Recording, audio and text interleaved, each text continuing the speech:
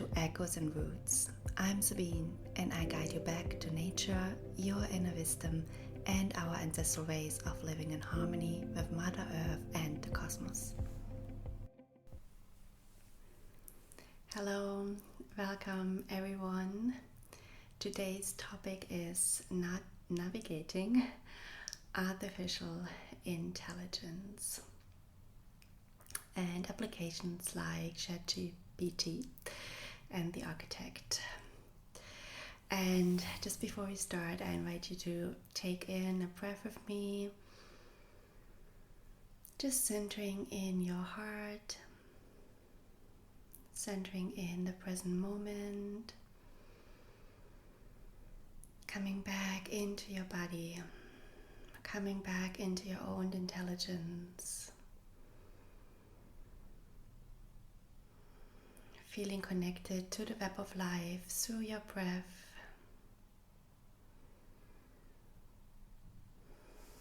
And now we start.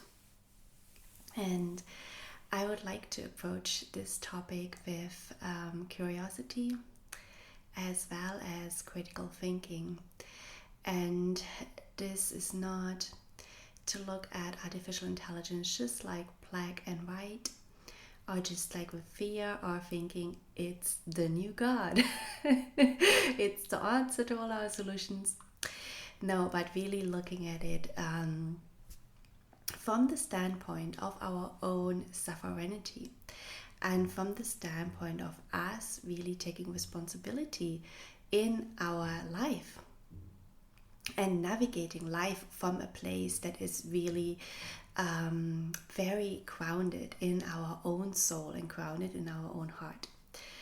Now, artificial intelligence, as we already see, is everywhere, and it's going to be even more integrated into our daily life. So how we're going to navigate it, it's going to become a very important choice for us. And I think with everything that's happening on our planet, we are presented with these choices and with moments where we are really, especially at this current time as we are going through this ascension cycle, and actually it's a cycle of remembering who we truly are. So as we are going through this, we are presented with different options of paths to take, things to try out, and really also coming back into our own power, into our own ability to steer life from the intelligence within us. Now, let's look at artificial intelligence. Just in itself, what is this? Well, this is not new. Artificial intelligence has been around for millions, billions of years, most likely. It's just now being brought back into our third dimensional reality. But it's been around on our planet as well for a long, long time in the astral, the ethereal realm. And by definition, artificial intelligence is artificial. So it's plugging into, it's highly intelligent, but it's plugging into a system that is by definition disconnected from the natural fabric of life, of eternal life, and of natural cosmic intelligence. And is it disconnected from source? Actually, that's a very good question, because it is presented to us as it is plugging into source, right? And I think there is everything in, of course, our experience here, that in the end of the day is rooted and is coming from source. And I definitely also think source can work through all kind of different technology and means, but is it truly plugging into source intelligence? And this is the big question. And this is something that I think we have to answer for ourselves, because we are the ones. We humans, we plug into source intelligence. We were created completely out of the original God source field. We have source intelligence in our DNA, in our soul. And so I think using our critical thinking and our discernment to what is artificial, what is truly natural and source, and what is not, is still right in a bigger grand of scheme. It is part of this experience, but it's intrinsically not plugging into source intelligence. And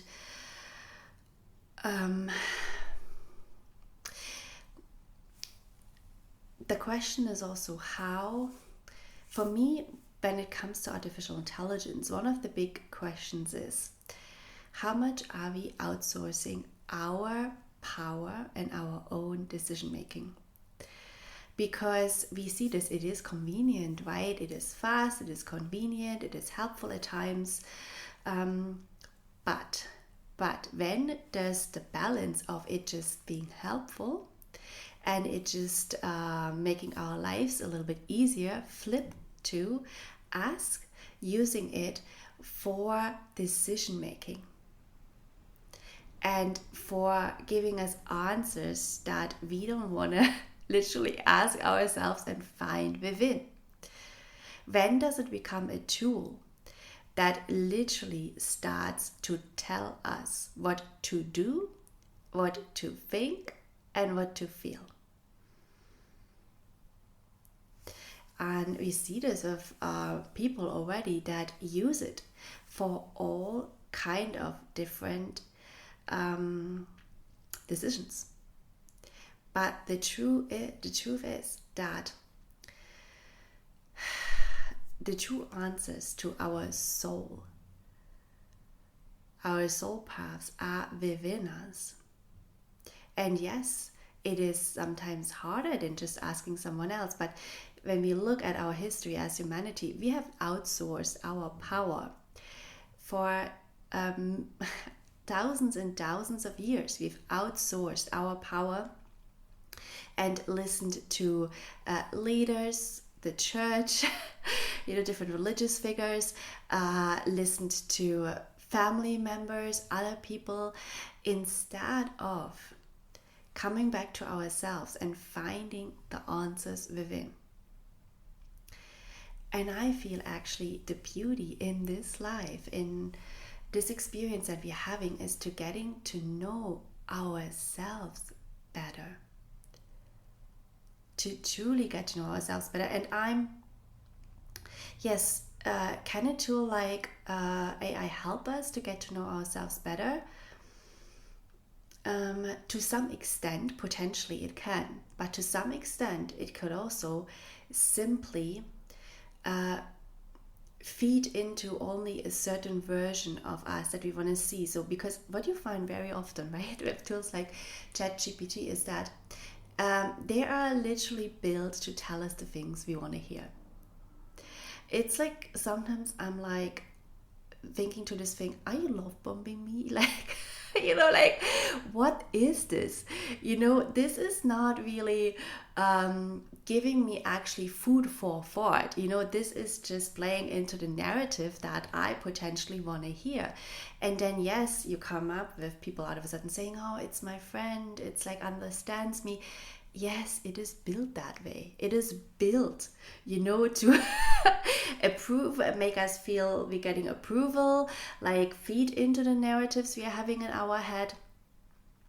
Because it is built in a way that we continue using it. And you're not going to continue using someone who actually gives you a little bit of critical feedback and a little bit of food for thought to think about. I personally found that I get much more unbiased opinions and feedback when I actually talk to other humans. Because other humans don't have this, that they literally crave for my attention and my approval in a way like this tool does. So other humans can, they have different viewpoints. They're not playing into my own viewpoint. They see life differently, which can be very refreshing at times and very important, because we get locked into this one type of box thinking, right? And it can be very important to see things from a different perspective. And I personally found that artificial intelligence doesn't really generally provide very good different perspectives. Also, another thing we have to consider is that privacy of our personal information. So if I go out and tell my problems to a tree, the tree is not going to tell it to anyone. Is quietly listening, and I simply, by connecting back to nature, connecting back to stillness, connecting back to the natural fabric of life, I actually gonna gain some clarity, and it's gonna help me, to find my own solutions to my questions and issues. If I tell my issues to a therapist, he signed a confidential agreement. So my personal life is also not going to go anywhere out other than in his or her office. If you tell all your private information to Chatgpt and other AI tools, there is no confidentiality agreement here. You don't know where this information is going to. And what this information is going to be used for.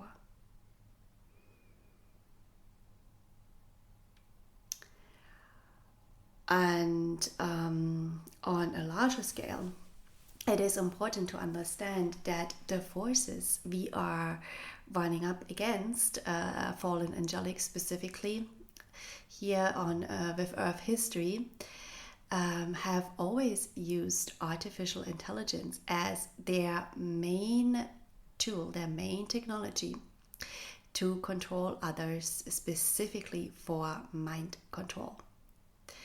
Because the moment something can plug into your mind and knows your thoughts, it literally copies your kind of brain. Let's not even talk about chips in the brain. It absolutely can control you. Who has access to your mind controls you. And with private information about your thoughts and feelings out there, this can be used tremendously for mind control. And what is mind control? And we maybe need to be talking about this. So mind control is applied in a massive way on our planet in different ways. So we have literally information that we are being taught in schools and books, through the media, that is basically giving us certain narratives, that controlling what we think about certain topics. And usually that information isn't very accurate. So that's one form of mind control. Another form of mind control is the hive mind consciousness that is also happening here. And the hive mind consciousness is us as a collective being plugged into collective thoughts and feelings. And based on that, it's like this massive frequency field that builds up. And based on that, we literally think certain things and feel certain things. Like this is sometimes when you think, oh, like, why am I feeling this? This isn't even my own. This is hive mind. And through the hive mind, and especially thoughts can be implanted in many, many people, and are. And disconnecting from the hive mind is extremely important on your journey of sovereignty. And it's quite something to do.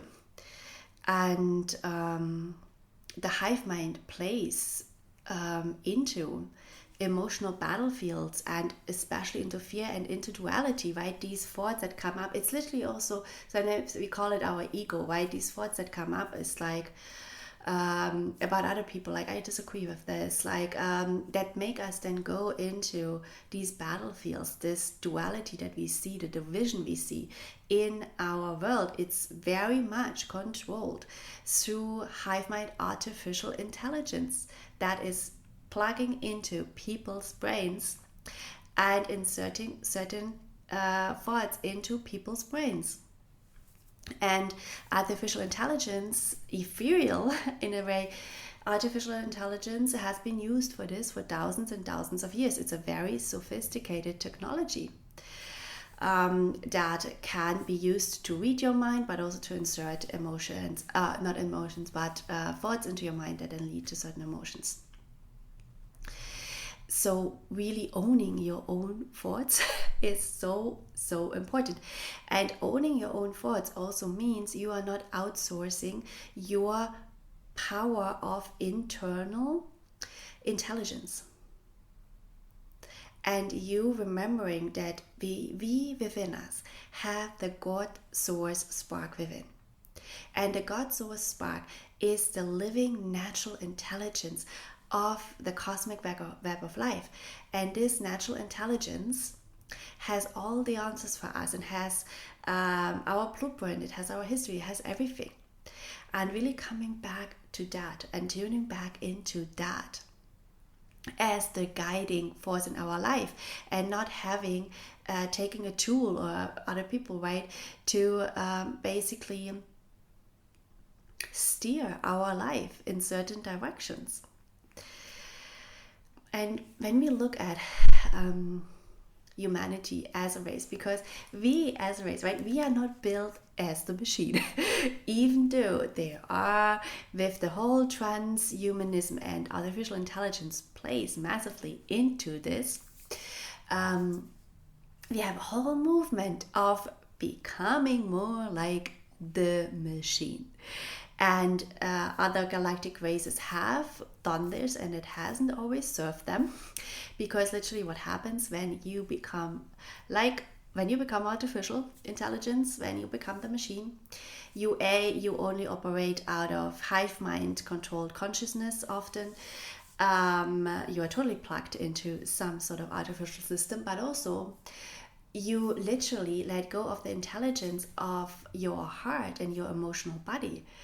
And this is the intelligence of our heart, the love in our heart, our emotional body is literally it's God within us. It's our God-given tool. It's the original cosmic order and law and the original status of creation, and so there is many races actually who have become machines, and they are trying to actually rehabilitate themselves and go back and mix themselves with DNA from races who still have an emotional body and heart, because that is a much more enjoyable existence in the cosmos. So protecting our natural intelligence, protecting our heart and our emotional body is so important as humans, and we were created with it. We were never created as a machine. We were, as I said, we were created out of the God field, and we were created with this massive heart and this centering in love. And this is so special. This is so special. How would we ever want to lose this? And it's so interesting. The other day, somebody sent me something that came out of The Architect from Robert Edward Grant, and I've spoken about The Architect on my Instagram. If you've seen this, you know my opinion about it. But it was a question on a galactic consciousness, and it was good. It was good, but it did not compare to true inner remembrance, and did not compare to the information that people have tapped into who truly tap into their own inner remembrance.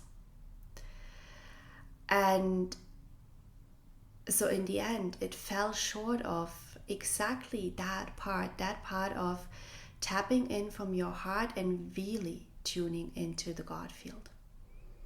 Because it can't, it's an artificial intelligence tool, you know? It has some information from here and there, but it's not tapping into God's intelligence. So it cannot know the full truth. And it cannot know the full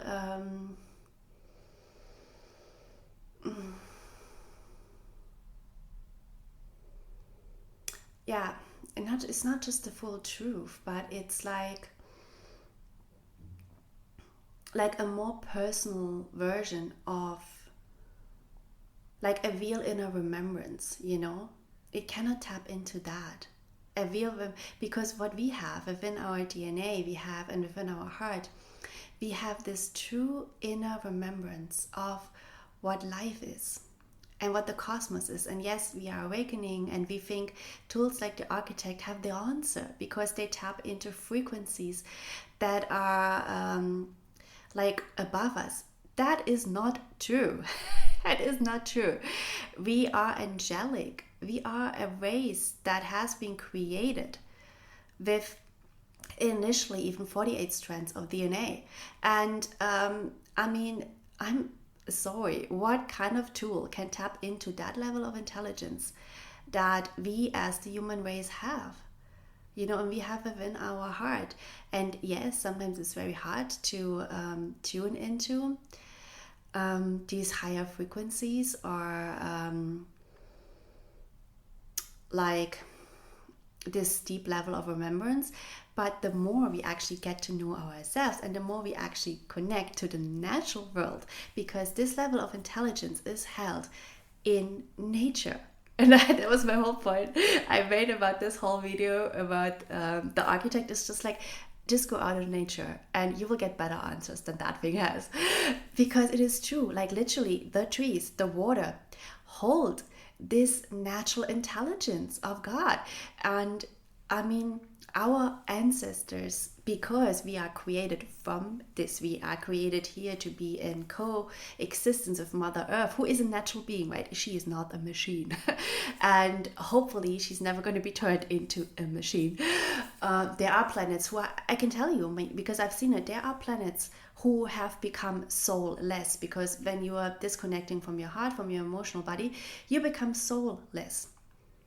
You are becoming the artificial hive mind, you know, consciousness. And these planets, they are, I mean, you don't want to hang out there. Like, it's just, you know, yeah, it's not pretty. And no wonder all these fallen angelics come down here, because we have a much better place than wherever they are coming from, you know. But yeah, you know, I mean, I think there's a lot for us to protect of what we have here. This is special. Earth, this natural environment, who we are as natural beings, our own innate intelligence is special. And it's very important to protect it. So our ancestors, right, have always taken nature as a guide, and they have gone out, they have observed nature, they have like really connected deeply, right, to the soil, to the water, to the trees, to the birds, to the wind. Like, that was their guide. They knew there is intelligence here, and they can plug into that intelligence. It connects them back to God. And we sometimes think these indigenous ways are kind of below us, but no, this is who we truly are, you know? And yes, working with technology doesn't exclude this, but I think it's important about finding the balance, right? Because we are right now, we're experimenting a lot with different technologies that I think I'm not sure if we can responsibly actually manage them with our level of consciousness, and also with the level of disconnection we have to the natural fabric of life, because I think that is where the danger comes in. The more disconnected you are from nature, I personally believe the less responsible you are to handle things like artificial intelligence. Because if you're disconnected from nature, from the natural intelligence also within you, if you're disconnected from your heart's intelligence, how can you critically judge whatever comes from artificial intelligence? How can you critically look at this information and see if this is true or not? Because how can we even say this is true information that this thing brings to us? You know, what are the sources it takes it from? I mean, I looked it up the other day. I wanted to know what are the sources for Chatgpt comes to. Okay, sources are like research papers, books, and some sort of other stuff. I'm like, are our books that we have a credible source? Like, are they a trustworthy source? Like, I mean, you know what I mean? Like, so yeah. And the Times is also so interesting. The Times, I have used it for research, which I then decided I can't use it for any kind of research because the data it puts together is just, there is zero critical thinking on that data in terms of looking where is this data sourced from, is this true information? Because then often when I actually went to then start and Google some of this information I got from ChatGPT, it's like, I'm sorry, I can't find anything here on Google. Like, this isn't even like, where is this coming from, you know? I mean, we learned when I was in school, I learned that when you make a research paper and when you make a claim, you need to have at least 3 very independent sources to back up this claim. And what we find these days out there nowadays is that all articles, everything goes back to just one source. And often we don't make the effort to actually look into what are the sources for this claim, because then we would find out, well, they all go back to the same. So that isn't, unless I have multiple other different sources that back this up, this isn't credible. And ChatGPT doesn't do this work for us. It doesn't do any kind of critical thinking on this. You know, it just pulls together whatever it finds. And the part of the critical thinking is on us. And this is where laziness gets in, right? Where we are literally being controlled by us just wanting to be lazy and not doing the work. But this is where your own independence and sovereignty comes in, because the moment you decide, I'm not going to be lazy, I'm engaging my brain here, you're gonna question information, right? No matter where it comes from. If it comes from artificial intelligence, it comes from a book, if it comes from some sort of video we're watching, you're going to question it. And with what are you going to question it? What is a credible source actually to question information? Well, the only one is your intuition within.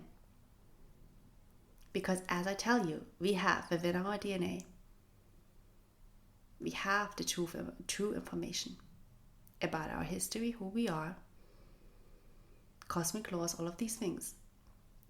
And if we practice our intuition, we can very well tell what is trustworthy and what not. And then, of course, if we also apply some critical thinking in general and know a little bit about history and who writes what, right? The winner always writes the books. So knowing that alone is very important. And who owns what media channels, all of these things, like who owns artificial intelligence, these different tools, what's the agenda behind that one, you know? But this kind of guidance is coming out from our heart. And I mean, just coming back to our heart and coming back to literally ourselves, you know. I think it is a beautiful journey, because that is also what artificial intelligence can teach us, right? Nothing that we encounter, as I said, nothing is bad or good in a way. Everything we encounter on this path can lead us back to ourselves and can lead us back into our power. So the same holds true of artificial intelligence, how we use it, right? It's always about what are the intentions, who's gonna use some sort of technology, and what are the intentions behind, and how are we gonna use it responsibly without letting it take over our decision making, our power, and with still us tuning into our beautiful heart and our own innate intelligence, and really also having trust in our own intelligence.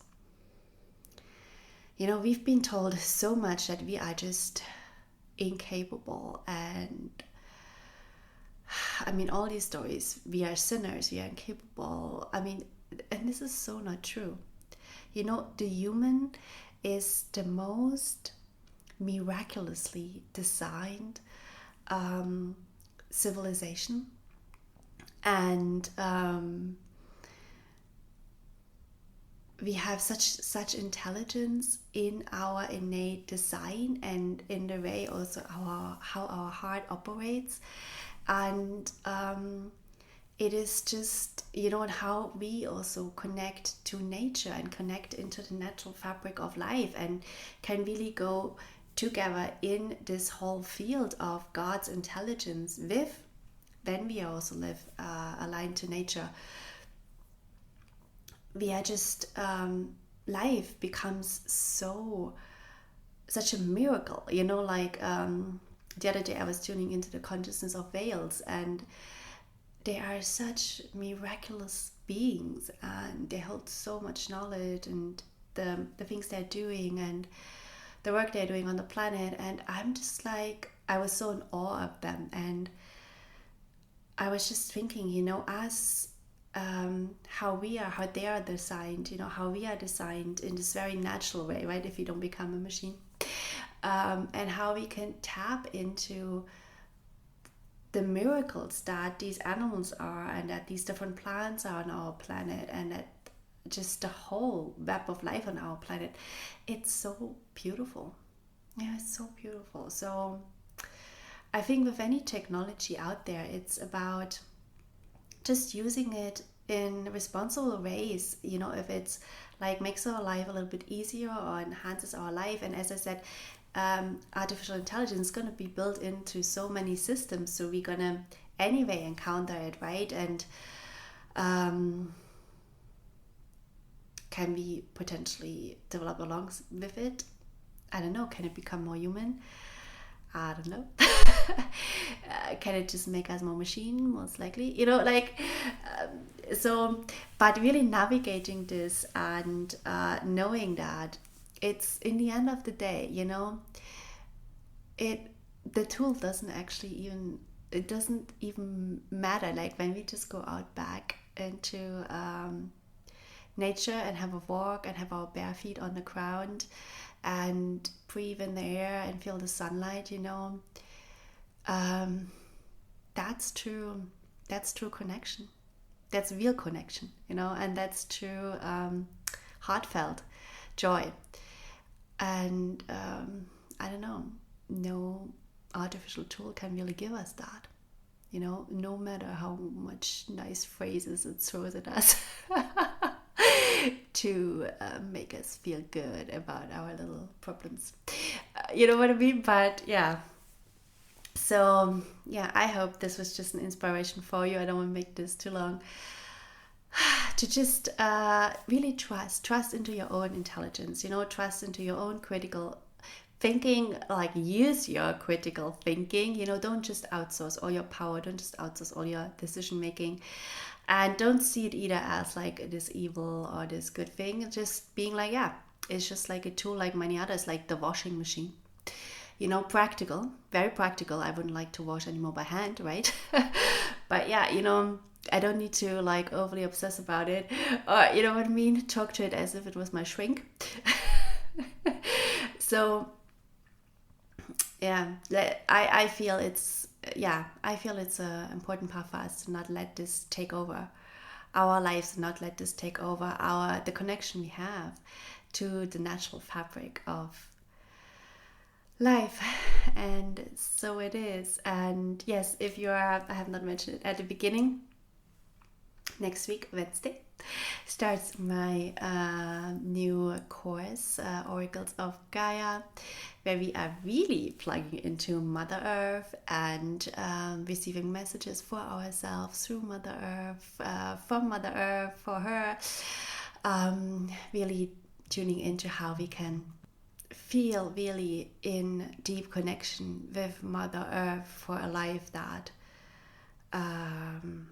feels guided really naturally out of our soul and out of nature. So if you're curious about that, the sign up is in the show notes. As I said, starts on 17th September. And thanks so much for listening. And until next time, bye bye. Follow me on Instagram for grounded spirituality, ancient wisdom, and nature-based living.